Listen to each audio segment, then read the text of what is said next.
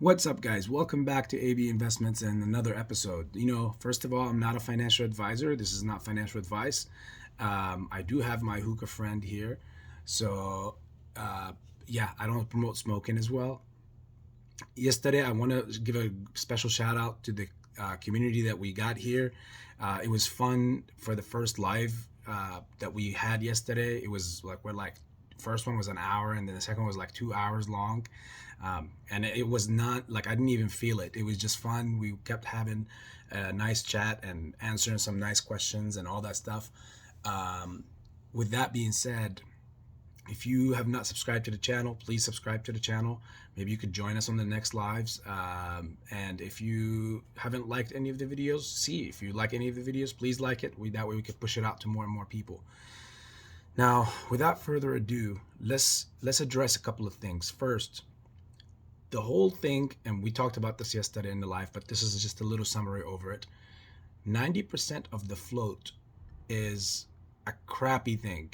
Everybody's hyping that up in EMC, and that's not good news, guys. 90% means 90% of like what they said in that call is 90% of the real float, which is 513 million. Now, if you go and do simple math, guys, you could tell that we have way more than 400 million or 450 million shares that are owned by us alone. People just kept buying in and kept buying in for over a year, and the buying never stopped, and people were just buying and holding.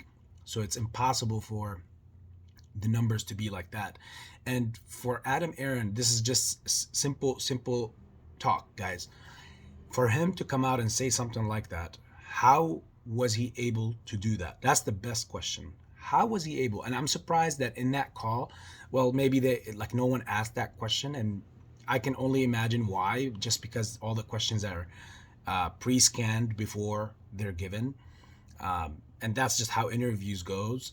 But yeah, like the real question you need to be asking yourself is, how did he come up with those numbers? How did he look under the curtain and see where? Did he get access to some database that we don't have access to? He could have easily said that. But he don't have access, obviously, to Weeble's data. He don't have access to Robinhood's data. He don't have access to any of that. So for him to come out and say that we own 90%, how was he able to verify that? Through what? We all didn't DRS our shares, and Lou mentioned something about that, and I agree with him on this. So don't hype this message and take it back to the community, guys. For those of you out there, those YouTubers out there, those investors out there that are just like on whatever Twitter or whatever, don't hype this up, guys. We own way more than 90% of whatever float. Yeah, if he came out and said that 90% of whatever is out there, that's different. But for him to say that and then follow it up, I couldn't see there was by legalities. I didn't see if there was any naked shorting going on. How were you able to see that as well? Through what? Like, he's just giving out headlines, but he's not providing the theses and what went on behind that, so that they can we could come up with, okay, well, he looked at this through looking at whatever paperwork or whatever system he used. Excuse me. So I'm calling FUD and complete BS on Mr. Aaron on that, because that's just helping that 1%. Again, there's no happiness, and obviously the guy can come out and sound as nice as he can to apes and whatever and all that stuff, but that don't buy nothing to me. The people that always try to screw you over are the people that are trying to be nice to you or trying to sound like they're your friend. So that's one.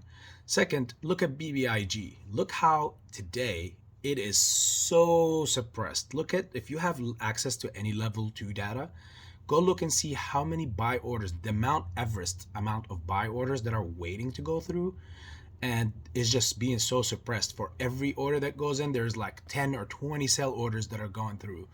And simply just to renew the FTD cycle, they just dumped in a quick 8-9% buy-in, and the rest now is being suppressed, sprinkled over time, over the next day, 2, 3, 4, 5, whatever, as usual. Basically, it's business as usual in the stock market for them.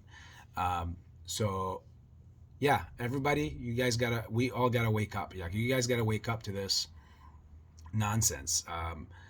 Of course, these stocks will have their rises, but it's predetermined and pre-ranged so far, and we can't let that be the case. You know, this has to be a free market, free flowing market for all, fair and for all. But that's not the case of what's happening. So please, guys, stop eating this FUD news that is being given out and going along with it. And go with again, follow the FTDs, follow the numbers. Those FTDs have to be accounted for. If they're not accounted for, then whatever squeezed number you're thinking about is not logical. Because again, you know, they took so much money, they took all the stock money that we purchased, and eventually, when they try to account for it, you know, if there is no such thing as failure to delivers, and those are not accounted for, then you can kiss the squeeze whatever you want goodbye. Like, it's not going to be what you think it's going to be. So that needs to come out and become some sort of trend or something. Again, guys, I'm not a financial advisor, so I'm just laying out what I've seen, and from experience what I have been through, and I've seen things like this happen before. So much love, guys. If you have any comments, please put them in the comment section. If you have any questions, put them in the comment section. And if you haven't subscribed to the channel, please go ahead and do so. And like the video if you do. It just pushes it out to more and more people.